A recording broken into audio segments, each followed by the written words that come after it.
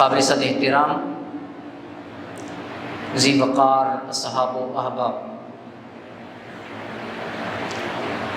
گزشتہ سے پیوستہ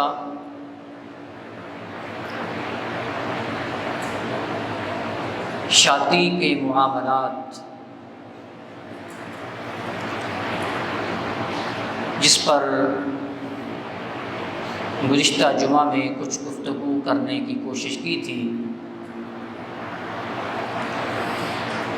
کیونکہ ان ایام میں شادیوں کا آغاز ہو جاتا ہے،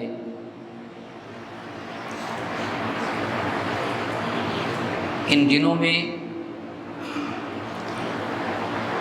شادیوں کے دنوں کو متعین کیا جاتا ہے۔ اس لیے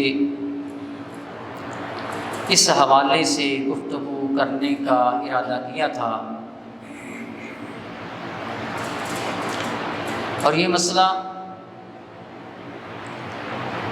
ہمارے اس پاکستان کے معاشرے کا بڑا ہی سلگتا ہوا مسئلہ ہے۔ ایک ہوتا ہے آگ کا لگنا، اور ایک ہوتا ہے کہ وہاں پر آگ سلگ رہی ہے۔ جہاں پر آگ سلگ رہی ہو، اگر سلگتی ہوئی آگ کو بجھایا نہ جائے، وہ ایک نہ ایک دن بہت زیادہ الاؤ بن جائے گا، اور اتنا بڑا الاؤ بن جائے گا کہ سبھی مل کر بھی پھر اسے بجھانے کی طاقت نہیں رکھیں گے۔ اس لیے یہ سلگتا ہوا مسئلہ ہے، اور یہ ایسا مسئلہ ہے کہ جس مسئلے کے متعلق کوئی یہ بھی نہیں کہہ سکتا کہ اس میں فلاں کا اختلاف ہے، یہ اہل حدیثوں کا مسئلہ ہے، یہ دیوبندیوں کا مسئلہ ہے، یہ بریلویوں کا مسئلہ ہے۔ یہ سبھی جتنے بھی مسالک ہیں، ان تمام مسالک کے افراد کا مسئلہ ہے۔ تمام مسالک کے علماء اس موقع پر جو رسوم و روایات ہمارے معاشرے میں مروج ہیں، ان تمام کے خلاف ہیں۔ علماء دین متین میں سے کوئی بھی ایسی جو غیر شرعی طریقے شادی کے موقع پر کیے جاتے ہیں، ان کا کوئی بھی حامی نظر نہیں آئے گا۔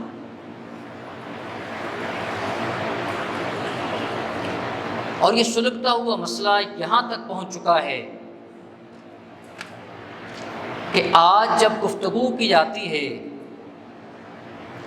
بہت سے لوگ سمجھنا شروع کر دیتے ہیں کہ جی شاید روایتی گفتگو ہے، مساجد میں ایسے عنوان پر جمعے ہو جاتے ہیں، جمعہ سنو، گھر میں جاؤ، اپنے گھر میں شادی کا موقع آئے تو مرضی کرو۔ اگر کسی کے گھر میں شادی کا معاملہ آئے اور وہاں پر اس طرح کے رسوم کیے جا رہے ہوں، ان کے گھر جا کر بتاؤ فلاں مولوی نے یہ مسئلے کیے تھے، آپ ان مسئلوں کی مخالفت کر رہے ہیں۔ اپنے گھر میں وہ مسئلہ ہو، پھر وہ مولوی کی باتیں بھی بھول جاتی ہیں، درس بھی بھول جاتے ہیں، اور ان کو سمجھا جاتا ہے کہ شاید یہ وہ باتیں تھیں کہ جن کا تعلق صرف مسجد کی چار دیواری کے ساتھ تھا۔ اور یہ سلگتا ہوا مسئلہ اس لیے بھی ہے، آج بھی جب یہ بتایا جاتا ہے، اس پہ گفتگو کی جاتی ہے، لوگ کہتے ہیں جی کیڑیاں گلاں نوں تر پئے ہو، یہ تے ہن شادی تے رسماں تے ختم نہیں ہو سکدیاں، ਤੁਹਾਡੇ 2 ਜੁਮਿਆਂ ਨਾਲ ਤੇ ختم نہیں ہونیاں ہے، واقعی ختم نہیں ہونی، لیکن کیا سیدنا ابراہیم علیہ الصلوۃ والسلام کے لیے جو آگ کی چکھا بنائی گئی تھی، آگ کی چکھا جلائی گئی تھی، اس میں ایک پرندہ اپنی چونچ سے پانی کے چند قطرات پھینک رہا تھا، اس کے قطرات سے وہ آگ بجھ نہیں جانی تھی، مگر اس کا حق ادا ہو جانا تھا۔ اس لیے صرف میرا ہی حق نہیں ہے، یہاں مسجد میں آنے والے ہر ذی شعور سننے والے کا یہ حق ہے کہ حق کی بات کو دوسرے لوگوں تک پہنچایا جائے۔ منگنی کے موقع پر جو ہوتا ہے اس کے متعلق گفتگو ہو چکی ہے۔ اس کے بعد جو سلسلہ شروع ہوتا ہے ہمارے اس پاکستان اور پنجاب کے معاشرے میں، میں صوبہ سندھ کی بات نہیں کرتا، وہاں پر تو بہت سی وہ چیزیں بھی موجود ہیں کہ جن کا دین اسلام کے ساتھ دور دور سے بھی تعلق نہیں ہے۔ بڑے بڑے کروڑوں اربوں پتی خاندان قبیلے اپنی بیٹیوں کی شادی نہیں کرتے۔ کیوں نہیں کرتے؟ شادی کر دیتے ہیں جی، کس سے؟ ہم قرآن سے اپنی بیٹی کی شادی کر رہے ہیں۔ صوبہ سندھ میں ہو رہا ہے، قرآن کے ساتھ کرنی ہے، مرد کے ساتھ شادی نہیں کرنی۔ کیوں؟ کسی مرد کے ساتھ شادی کریں گے وہ داماد بنے گا، کل وہ حصہ مانگے گا، ہمیں وراثت دینا پڑے گی۔ وراثت، زمین، گھر، جائیداد، مال گھر میں ہی رکھنے کے لیے اپنی بیٹیوں کی شادی وہ قرآن سے کر دیتے ہیں۔ یہ صوبہ سندھ میں چل رہا ہے، بعض قبیلوں میں، بعض خاندانوں میں، پورے سندھ میں نہیں۔ ہمارے یہاں پنجاب کے اندر منگنی کے بعد سلسلہ شروع ہوتا ہے شادی کی تیاریوں کا۔ لڑکے والے اپنی تیاری کر رہے ہیں اور لڑکی والے اپنی تیاری کر رہے ہیں۔ لڑکے والے تیاری کر رہے ہیں ہم نے بری خریدنی ہے۔ یہ بری کیا ہے؟ اس کو عربی زبان میں کیا کہتے ہیں؟ جس کو ہم معاشرے میں کہتے ہیں بری کے بغیر ہماری مسلمانوں کی بیٹے کی شادی نہیں ہو سکتی۔ کم از کم اس بری کا عربی زبان میں کوئی لفظ ہی بتا دو۔ میں قرآن میں نہیں کہتا کہ قرآن سے بری کا کوئی ثبوت دے دو، میں حدیث سے بھی نہیں کہتا، میں کہتا ہوں عربی پوری لغت سے بری کا عربی زبان میں کوئی لفظ ہی دکھا دو۔ گویا کہ جہاں پر دین اسلام آیا ہے وہاں پر اس کا کوئی تصور نہیں ہے جو ہمارے ہاں معاشرے کے اندر چلتا ہے۔ لڑکی والے جہیز کی تیاریاں شروع کر دیتے ہیں۔ لڑکے والے چاہتے ہیں کہ ہم نے اتنی بری بنانی ہے، اتنے سوٹ لینے ہیں، سردیوں کے اتنے سوٹ، گرمیوں کے اتنے سوٹ، اتنے کھیس، اتنی چادریں، اتنے فلاں فلاں فلاں فلاں، پورے 2 دن 3 دن بیٹھ کر ایک لسٹ بنائی جاتی ہے اور پھر اس کی شاپنگ کے لیے بازاروں کے اندر جایا جاتا ہے۔ لڑکی والے چاہتے ہیں ہم لڑکے والوں کو متاثر کریں کہ لڑکے والوں کو پتہ چلے لڑکی والے تو بڑے مالدار، بڑا پیسہ ہے۔ لڑکے والے چاہ رہے ہوتے ہیں کہ ہم لڑکی والوں کو متاثر کریں، ہمارے پاس پیسہ۔ لڑکی والے چاہ رہے ہوتے ہیں کہ ہم نے جہیز اتنا دینا ہے، اتنا دینا ہے کہ جو داماد ہے اس کی آنکھیں ہم نے نیچے کر دینی ہیں۔ دونوں طرف سے افراط و تفریط کا شکار، بلکہ دونوں طرف سے یہ زیادتی کی دوڑ کے اندر اور ایسی دوڑ کے اندر شامل ہو جاتے ہیں کہ جس کا دین اسلام کے ساتھ کوئی تعلق نہیں ہوتا۔ یہاں پر یہ بھی بات سمجھ لیجئے، مطلق طور پر جہیز کو برا نہیں کہا جا سکتا۔ بعض لوگ ایک نعرہ لگاتے ہیں، فیصل آباد میں بھی بہت سے لوگ ہیں، کتابیں بھی لکھی ہیں کہ جہیز ایک لعنت ہے۔ جہیز لعنت نہیں ہے۔ پاکستان میں جن مقاصد کے لیے جہیز کو تیار کیا جاتا ہے اور جس مقصد کے لیے جہیز دیا جاتا ہے وہ طریقہ کار غلط ہے۔ والدین کا اپنی بیٹی کو شادی کی رخصتی پر کچھ سامان دینا ضرورت کے لیے شریعت میں اس کی ممانعت نہیں ہے، لیکن کون سا جہیز منع ہے؟ اگر آپ لوگوں کی طرف دیکھا دیکھی رسم کے طور پر آپ جہیز دے رہے ہیں تو گویا کہ آپ شریعت کی اس روح کے قریب نہیں پہنچے جو شریعت چاہتی ہے۔ اگر آپ اپنی بیٹی کو جہیز اس لیے دے رہے ہیں کہ لوگ کہیں بڑا جہیز دیا ہے، بڑا مال دیا ہے، اپنی شان و شوکت کے لیے، ریاکاری کے لیے، لوگوں کو دکھلانے کے لیے، لڑکے والوں کو متاثر کرنے کے لیے، لڑکے والوں کو اپنے نیچے لگانے کے لیے، تو گویا کہ یہ بنیاد ہی غلط ہے، اور یہ بنیاد ایسی ہے جس کا دین اسلام کے ساتھ کوئی تعلق نہیں ہے۔ اور اگر آپ اپنی بیٹی کو جہیز دے رہے ہیں حرام مال کما کر، جھوٹ بول بول کر مال کما کر اس سے اکٹھا کر رہے ہیں، جی کیا کریں، جھوٹ کیوں بول رہے ہیں کاروبار میں، کیا کریں، 6 بیٹیاں ہیں، اس کو بھی بیان ہے، جہیز تو تیار کرنا ہے۔ اگر آپ جھوٹ بول کر حرام کے ذرائع سے مال کما کر بیٹیوں کے جہیز کی تیاری کر رہے ہیں تو یہ دین اسلام کے ساتھ اس کا کوئی تعلق اور واسطہ نہیں ہے۔ اگر آپ اپنی بیٹیوں کو جہیز اس لیے دے رہے ہیں کہ شریکاں نوں ساڑنا، شریکاں نوں اگ لانی، میں بیٹی دی شادی کراں گا، اینا جہیز دواں گا، اینا سامان دواں گا کہ شریکاں نوں اگ لگ جائے گی، پھر شریکاں نوں اگ تے لگ جائے گی، لیکن اپنی اخروی زندگی کو بھی دیکھ کہ تو کن مقاصد کے لیے دنیا کے اندر اپنے مال کو خرچ کر رہا ہے۔ اس مال کے بارے میں قیامت کے دن سوال ہونا ہے۔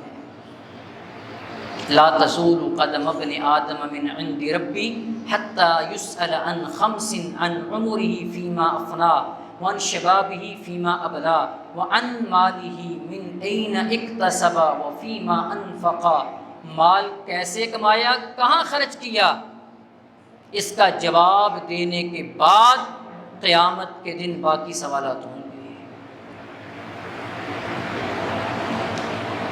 شادی کے موقع پر، رخصتی کے موقع پر بیٹی کو ضرورت کا سامان دیا جا سکتا ہے، فضول خرچی والا نہ ہو، حرام کے ذرائع سے کمایا نہ ہو، ریاکاری کے لیے نہ ہو، اور دوسروں کو اذیت دے کر وہ مال حاصل نہ کیا گیا ہو، پھر تو کیا جا سکتا ہے۔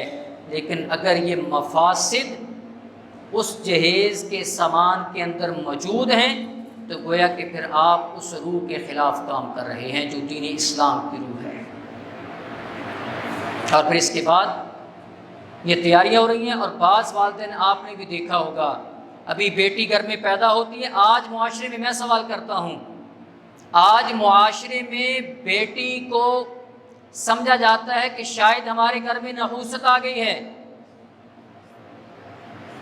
جب بیٹا ہوتا ہے تو اس وقت ہماری خوشی کا معیار اور ہے، گھر میں بیٹی پیدا ہو جائے خوشی کا معیار بدل جاتا ہے۔ کیوں؟ والدین سمجھ رہے ہوتے ہیں اچھا بیٹی پیدا ہوگی، ہوں انہوں شادی کرنی پڑے گی، انہوں جہیز بھی دینا پڑے گا۔ بیٹی ابھی پیدا ہوئی ہے، اس وقت سے جو غریب طبقے کے ساتھ تعلق رکھتے ہیں وہ کیا کرتے ہیں، والدین اس وقت سے تھوڑے تھوڑے پیسے جوڑنا شروع کر دیتے ہیں۔ کس چیز کے؟ بیٹی نے جوان، بیٹیاں بڑی جلدی جوان ہو جاتی ہیں، بیٹیاں بڑی جلدی جوان ہو جاتی ہیں، ہم نے جہیز کی تیاری کرنی ہے، وہ پیسے تھوڑے تھوڑے تھوڑے رکھ رہے ہیں۔ اگر جہیز ہمارے معاشرے میں بیٹیوں کو اس لیے دیا جاتا ہے، اور یاد رکھیے یہ وہ چیز ہے جو ہندوستان کے اندر رائج ہے، ہندوؤں سے ہمارے اس پاکستانی معاشرے میں آئی ہے، وہ کیا ہے؟ وہ اپنی بیٹیوں کو جہیز دیتے ہیں، اس لیے ان کے ہاں بیٹیوں کا وراثت میں حصہ نہیں ہوتا۔ یہ ہندوؤں کے ہاں ہے، مسلمانوں کے ہاں نہیں ہے۔ مسلمانوں کے ہاں بیٹی کا وراثت میں دین نے حصہ رکھا ہے۔ اگر ہمارے معاشرے میں کسی گھر میں بھی ایسا ہے کہ بیٹی کو شادی کے وقت جہیز دے دیا جائے، 2 ٹرک 3 ٹرک دے دیے جائیں، اچھا بیڈ دے دیا جائے، فلاں فلاں فلاں چیز، گاڑی تک ہر چیز دی جائے، اگر ذہن کے اندر یہ بات ہے کہ میں نے اپنی بیٹی کو وراثت میں حصہ نہیں دینا، جہیز پر ہی میں نے وراثت میں حصہ دے دیا ہے، تو یہ صرف دین اسلام کے خلاف ہی نہیں بلکہ آپ دین اسلام کی سراسر مخالفت کر رہے ہیں۔ بیٹی کو وراثت کے حق سے محروم کر کے جہیز کے ٹرک کو بھرنا، یہ دین اسلام کی تعلیم نہیں، یہ ہندوؤں کے ساتھ مشابہت اور ان کی تہذیب پاکستان کے مسلمانوں کے اندر آ چکی ہے، جس کا مظہر ہمارے مسلمانوں کی بیٹیوں کی شادیوں کے وقت ہوتا ہے۔ اس کے بعد بارات کا معاملہ شروع ہوتا ہے، یہ بارات کتنے افراد؟ نہیں جی بس یہی 150-200 ہوں گے۔ بھئی تو 150-200 افراد کیوں لے کر جا رہا ہے وہاں پہ؟ اگر تو اس نے دعوت دی ہے آپ کو، لڑکی والوں نے اگر آپ کو دعوت دی ہے اتنے افراد آئیں تو اور بات ہے۔ اگر آپ زبردستی کرتے ہیں، نہیں جی لڑکے کے کزن بھی ہیں، لڑکے کے چچا اتنے ہیں، لڑکے کے ماموں اتنے ہیں، لڑکے کے دوست اتنے ہیں، ہمارے فلاں رشتہ دار اتنے ہیں، فلاں محلے دار اتنے ہیں، پہلے جہاں پہ رہتے تھے وہاں ہمارے رشتہ دار اتنے ہیں، جہاں پہ لڑکا جاب کرتا ہے وہاں پہ اتنے ہیں، وہاں پہ پڑھتا تھا اس کے کلاس فیلو اتنے، سبھی کو اکٹھا کر کے آپ وہاں پر کس مقصد کے لیے لے کر جا رہے ہیں؟ بغیر پوچھے ہوئے تو آپ اپنے ساتھ ایک فرد کو بھی، مہمان، کسی کے گھر میں مہمان کی دعوت ہے، وہ اپنے ساتھ میزبان کو پوچھے بغیر ایک زائد فرد کو بھی نہیں لے جا سکتے۔ لیکن یہاں پر بہت زیادہ کیوں؟ لوگوں کو دکھلانا ہے۔ ہاں اگر آپ نے کرنا ہے زیادہ لوگوں کو دعوت کھلانی ہے، اس کے بعد ولیمے کا معاملہ ہے، آپ ولیمے پر کریں، لوگوں کو بلائیں۔ ولیمے کے اندر بھی نبی علیہ السلام نے طریقہ بتایا ہے کہ سب سے برے ولیمے کی دعوت وہ ہے شر الولیمہ، شر جس میں شر ہے، خیر نہیں ہے، وہ کون سا ہے؟ جس میں صرف امیروں کو بلایا جائے اور غریبوں کو چھوڑ دیا جائے، وہ سب سے بری ولیمے کی دعوت ہے۔ اور ہمارے ہاں رواج ولیمے کا ویسے ہی ختم ہوتا جا رہا ہے۔ ہم کیا کرتے ہیں؟ برات سے ایک دن پہلے دعوت کرتے ہیں، لوگوں کو بلا لیتے ہیں، سبھی کو آ جاؤ جی، کیوں؟ نیوندرا اکٹھا کرنا۔ یہاں پر سودی کاروبار شروع ہو جاتا ہے۔ میں نے 1000 روپیہ دیا تھا، اچھا دوسرا وہ کاپی نکالتا ہے، فلاں نے میں نے کتنا دیا، اس نے کتنا دیا تھا، اچھا ان کی شادی پہ جن 1000 دیا تھا تو میں تو پھر 1200 دوں گا، 1500 دوں گا۔ آپ میں سے بعض لوگ کہیں گے جی مولوی صاحب نے سود کا لفظ استعمال کرتا۔ مجھے آپ بتائیں، خود سوچنا گریبان میں جان کر، کوئی ایسا آدمی ہو کہ آپ کے بیٹے کی شادی پر، آپ کی بیٹی کی شادی پر، آپ کے بھائی کی شادی پر یا آپ کی شادی پر کسی نے 1000 روپیہ دیا ہو، اس کے مقابلے میں آپ نے 800 روپیہ دیا ہو؟ کم نہیں دیتے، زیادہ دیتے ہیں۔ کیوں؟ یہ ایک سود کی شکل اختیار کرتا جا رہا ہے۔ اور وہاں پر عمرہ 5-5 ہزار روپے، 2-2 ہزار روپے، 3-3 ہزار روپے، وہاں پر اگر کوئی غریب 500 دینا چاہتا ہے وہ کیا کرے گا؟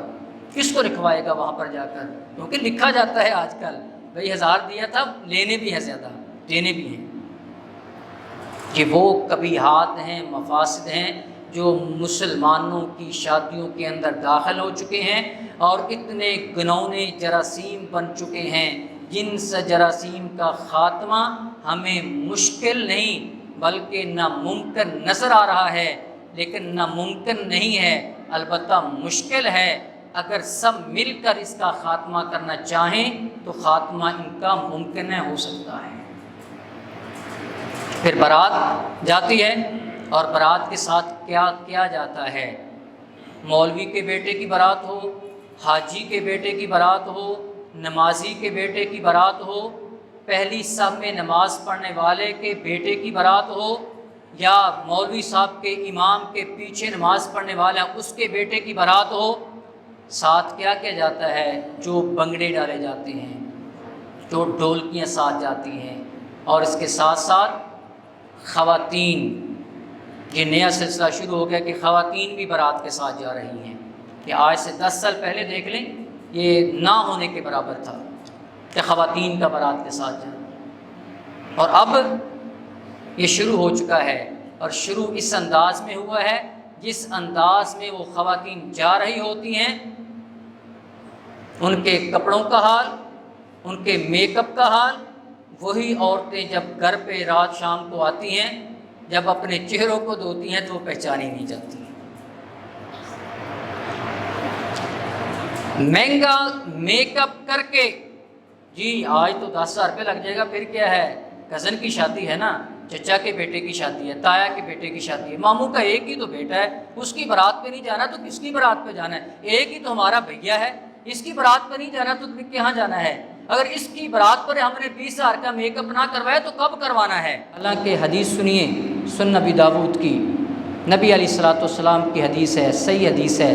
آقا علیہ الصلوۃ والسلام فرماتے ہیں ایما امرأۃ تطیبت ثم خرجت الی المسجد لم تقبل لها صلاۃ حتی تغتسل، جو عورت خوشبو لگاتی ہے، خوشبو لگا کر ثم خرجت الی المسجد، پھر وہ مسجد میں نماز پڑھنے کے لیے جاتی ہے، حالانکہ مسجد میں مردوں کو خوشبو لگا کر آنی چاہیے، لباس سے یا انسان کے جسم سے بدبو نہیں آنی چاہیے، خوشبو آنی چاہیے، لیکن اگر عورت لگا کر مسجد میں نماز پڑھنے کے لیے بھی جاتی ہے، نبی علیہ الصلوۃ والسلام نے فرمایا لم تقبل لها صلاۃ حتی تغتسل، جب تک کہ وہ عورت غسل نہیں کر لیتی اس وقت تک اس کی نماز کو بھی قبول نہیں کیا جاتا۔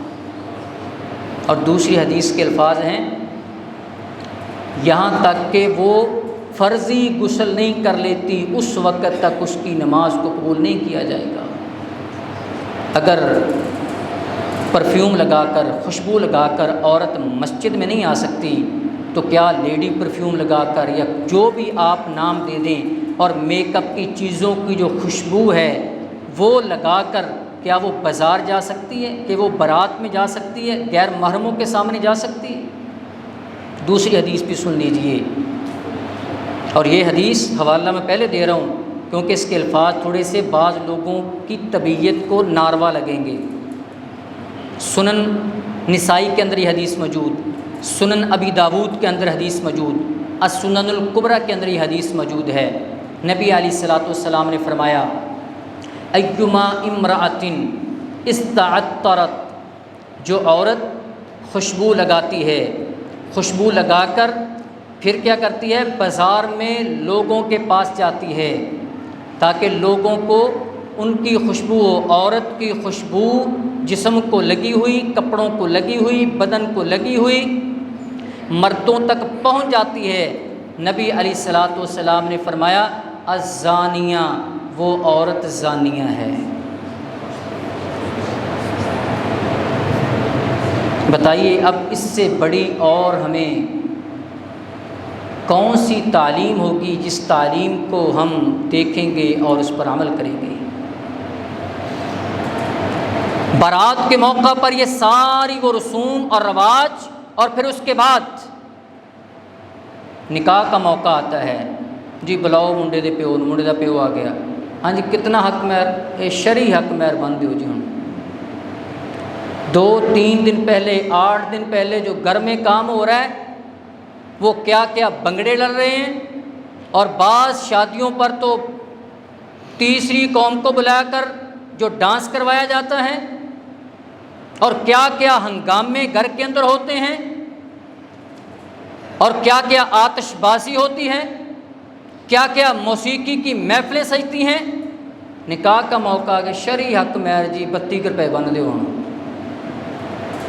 شریعت صرف یاد آتی ہے اس نکاح کے وقت، اور اس وقت بھی جو ہمارے معاشرے میں رائج ہے 6 کلمے، اس وقت 6 کلمے سننا دین اسلام سے کہیں ثابت نہیں ہے، کیونکہ جب نکاح کیا جاتا ہے اس وقت پتہ ہوتا ہے لڑکا مسلمان ہے یا مسلمان نہیں ہے، اب دوبارہ اس کو مسلمان کرنے کی ضرورت نہیں ہے، اور اکثر طور پر 6 کلمے آتے بھی نہیں ہوتے، 6 کلمے آتے بھی نہیں ہوتے۔ پھر اس کا حل پتہ کیا ہوتا ہے؟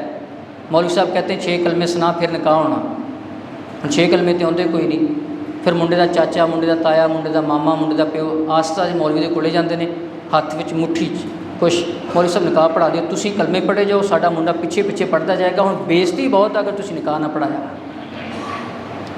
پھر یہ بھی حال ہوتا ہے۔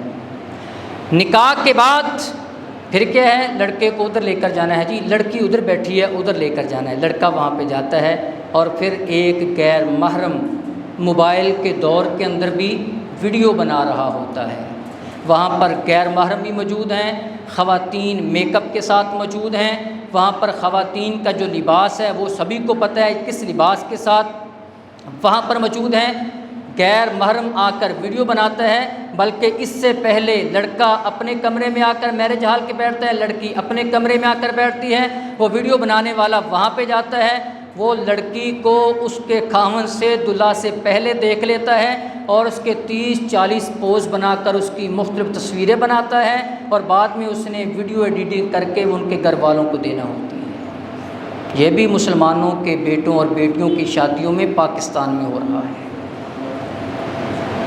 پھر اس کے بعد لڑکے کو ادھر بلا کر اب دودھ پلانا ہے، دودھ پلایا جاتا ہے، کون پلائے گا دودھ؟ نہیں جی ساڑی دودھ پلائے گی، کیونکہ ساڑی ادھے گھر والی، سالی آدھے گھر والی، وہ آدھے گھر والی ویسے ہی بن گئی، نکاح اس کے ساتھ ہوا ہے اور آدھا گھر اس کو مل گیا ہے، اور اس سے مراد پتہ نہیں کیا کہ سالی آدھے گھر والی، مفہوم جو ہے وہ لوگ سمجھتے ہیں، بہرحال بڑا خطرناک اس کا مفہوم ہے۔ اور پھر وہاں پر جو کچھ ہوتا ہے وہ سب کچھ ان ساری چیزوں کو سامنے رکھتے ہوئے شریعت نبی علیہ الصلاۃ والسلام کا اسوہ دیکھیں۔ نبی علیہ الصلاۃ والسلام کی 11 شادیاں ہوئیں، 2 وہ شادیاں ہیں جو آپ کہہ سکتے ہیں مکہ کے اندر ہوئیں، حضرت خدیجہ الکبریٰ رضی اللہ تعالی عنہا سے بعثت نبوی سے قبل ہوئی، حضرت سودہ رضی اللہ تعالی عنہا سے ہجرت سے قبل شادی ہوئی۔ اگر ان دونوں شادیوں کو آپ نکال بھی دیں تو مدینے کے اندر جو آپ کی شادیاں ہوئی ہیں، کسی ایک شادی کے موقع پر بھی اس طرح کی چیز جو آج اس نبی علیہ الصلاۃ والسلام کے متبعین کی شادیوں میں ہوتی ہے کوئی ایک دکھا دیں۔ کیا نبی علیہ السلام کے پاس مال نہیں تھا؟ 100 اونٹ اللہ کے راستے میں قربان کر رہے ہیں، اللہ مال تو دے رہا ہے، لیکن یہ کام نہیں۔ بیٹیوں کی شادیاں کی ہیں، زینب رضی اللہ تعالیٰ عنہ کی شادی کی ہے، حضرت رقیہ کی شادی کی ہے، ام کلثوم کی شادی کی ہے، سیدہ فاطمہ رضی اللہ تعالیٰ عنہ کی شادی کی ہے۔ 4-5 چیزیں مختصر جو ضرورت کی تھیں، گھر میں تکیہ ہونا چاہیے، برتن ہونا چاہیے، جائے نماز وغیرہ ہونا چاہیے، جو کہ مسند احمد یا سنن ابن ماجہ کے اندر الفاظ ملتے ہیں۔ یہ خاص ضرورت کی چیزیں جو بیٹی کو چاہیے تھیں وہ باپ نے اپنی بیٹی کو دی ہیں۔ اور دوسری طرف اگر دلہا کے اعتبار سے دیکھا جائے خرچ، سیدنا عثمان رضی اللہ تعالی عنہ کتنے بڑے تاجر، شادی ہوتی ہے بڑی سادگی کے ساتھ۔ جب شادی سادگی کے ساتھ ہوگی، شادی جب نبی علیہ الصلوۃ والسلام کے بتلائے ہوئے طریقے اور تعلیم کے مطابق ہوگی، پھر وہاں پر برکات بھی ہوں گی۔ اگر ہم جس نبی کا کلمہ پڑھتے ہیں اس نبی کی اتباع کو چھوڑ کر شادیاں کریں گے تو پھر وہی حال ہوگا جو آج ہمارے معاشرے میں ہو رہا ہے۔ باپ بیٹی کا جہیز اکٹھا کرنے کے لیے اس سے قرض لیتا ہے، اس سے قرض لیتا ہے، اس سے قرض لیتا ہے۔ کئی والدین کا قرض ابھی سر سے نہیں اترتا کہ بیٹی طلاق یافتہ ہو کر دوبارہ باپ کے گھر میں آ جاتی ہے۔ باپ کو دوہری پریشانی کا سامنا پھر کرنا پڑتا ہے۔ یہ کیوں؟ دین اسلام کو چھوڑا، سادگی کو چھوڑا، جو سادگی کے اندر حسن تھا ہم نے اس کو چھوڑا۔ جلیبیب رضی اللہ تعالیٰ عنہ کا ذکر کیا تھا، جب جلیبیب کی بیوی نے ہاں کی، ماں باپ کو منا لیا، جب آ کر بتایا نبی علیہ الصلوۃ والسلام کو کہ جی جو بیٹی ہے وہ مان چکی ہے کہ جلیبیب کے ساتھ شادی ہوگی، نبی علیہ الصلوۃ والسلام نے دعا دی کہ اس نے میری بات کو مانا ہے۔ جلیبیب کے چہرے کو نہیں دیکھا کہ چیچک کے داغ ہیں، جلیبیب کے حسن کو نہیں دیکھا کہ رنگ کالا ہے، جلیبیب کے مال کو نہیں دیکھا کہ گھر کے اندر مال ہے ہی نہیں، کچھ نہیں دیکھا، صرف نبی علیہ الصلوۃ والسلام کی بات کا برم رکھا ہے۔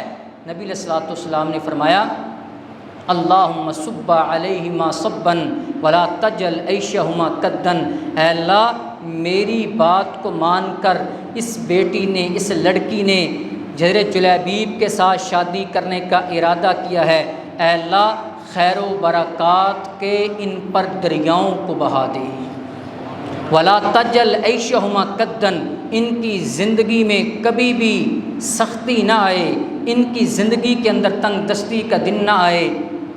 تاریخ کا جب مطالعہ کرتے ہیں تو ہمیں پتہ چلتا ہے پورے انصار کے قبیلے کے اندر وہ دن بھی بسا اوقات آ جاتے تھے کہ کسی گھر کے اندر کھانے کے لیے آٹا نہیں ہوتا تھا، لیکن اس وقت بھی اگر آٹا ہوتا تھا حضرت جلیبیب کے گھر میں ہوتا تھا، انصار کی عورتیں سیدنا جلیبیب کے گھر جا کر ادار آٹا لا کر اپنے گھر میں کھانا پکایا کرتی تھی کہ نبی علیہ الصلوۃ والسلام کی بات پر عمل کر کے جو انہوں نے شادی کی تھی اس کی برکت۔ اور نبی علیہ الصلوۃ والسلام نے اسی لیے فرمایا، نبی علیہ الصلوۃ والسلام فرماتے ہیں ان الدین یسر، شادی اور سادی جو تین نقطوں کا فرق ہے وہ اس اعتبار سے بھی ہے کہ ہم اپنی تین شادیوں میں تین چیزوں کو لے کر آئیں اور تین چیزوں کو نکالیں۔ جن تین چیزوں کو لے کر آنا ہے ان میں سے پہلی چیز ہے سادگی، شادیوں پر سادگی۔